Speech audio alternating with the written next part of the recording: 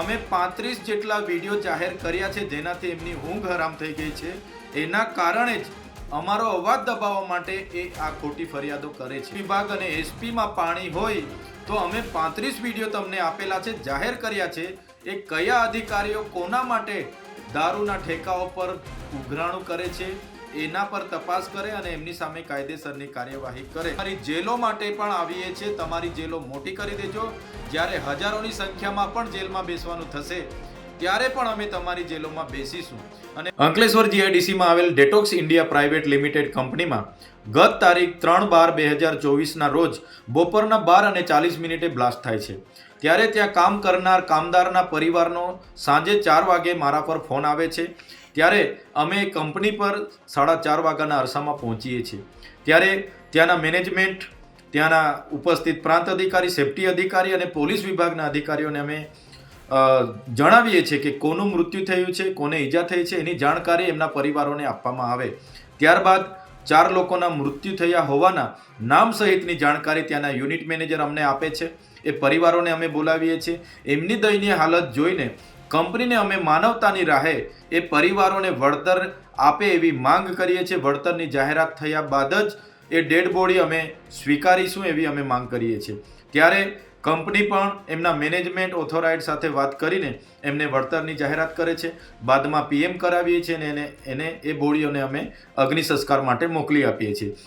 ત્યારે આ સમગ્ર ઘટનાની જાણ ત્યાંના સ્થાનિક નેતાઓને થતાં એમના પેટમાં તેલ રેડાયું અને આ નેતાઓએ પોલીસ સાથે મિલીભગત કરીને અંકલેશ્વર જીઆઈડીસી પોલીસ સ્ટેશનના પોલીસ સબ ઇન્સ્પેક્ટર એવી સિયાડિયા પોતે અરજદાર બનીને દિન 7 બાદ ગત તારીખે 10ના રોજ મારા પર ખોટી એફઆઈઆર કરી છે। ત્યારે અમે પોલીસ ભરૂચના એસપી શ્રીને પણ કહેવા માંગીએ છીએ, અમે 35 જેટલા વિડીયો જાહેર કર્યા છે જેનાથી એમની ઊંઘ હરામ થઈ ગઈ છે। એના કારણે જ અમારો અવાજ દબાવવા માટે એ આ ખોટી ફરિયાદો કરે છે। ત્યારે એમની આવી ખોટી ફરિયાદોથી અમે ડરવાના નથી। ભરૂચ પોલીસ વિભાગ અને એસપીમાં પાણી હોય તો અમે 35 વિડીયો તમને આપેલા છે, જાહેર કર્યા છે। એ કયા અધિકારીઓ કોના માટે દારૂના ઠેકાઓ પર ઉઘરાણું કરે છે એના પર તપાસ કરે અને એમની સામે કાયદેસરની કાર્યવાહી કરે। ચૈતરભાઈ વસાવા એમની ટીમ પર એફઆઈઆર કરવાથી અમારો અવાજ દબાઈ જવાનો નથી।